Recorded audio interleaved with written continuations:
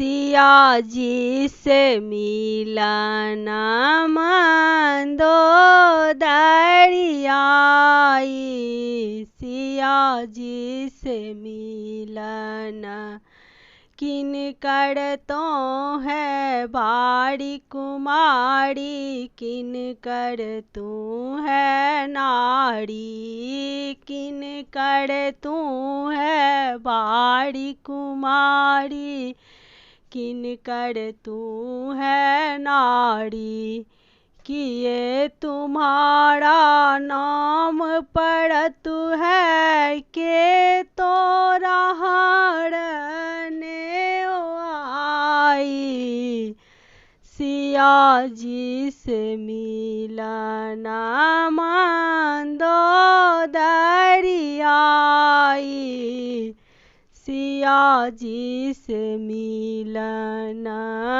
राजा जनक जी के बाड़ी कुमारी, राजा रामचंद्र जी के नारी, राजा जनक जी के बाड़ी कुमारी, राजा रामचंद्र जी के नारी।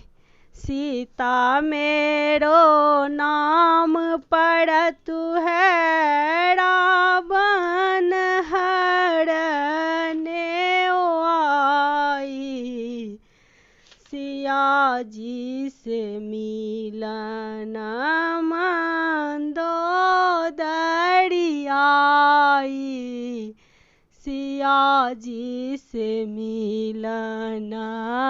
रावणक बेटा मेघनाद ने लंका शोर मचाई, रावणक बेटा मेघनाद ने लंका शोर मचाई। मेरे पिता एक दुल्हन लाए, चलो सब देखन भाई, सिया जी से मिलन मंदोदरी आई, सिया जी से मिलन। कहती मंदोदरी सुनु पति रावण के, तोरा उमति दिखाई, कहती मंदोदरी सुनु पति रावण के, तोरा उमत दिखाई। राम के पत्नी तू हरियन ला, अपने ही काल बेसाही, सिया जी से मिलन मंदोदरी आई, सिया जी से मिलन।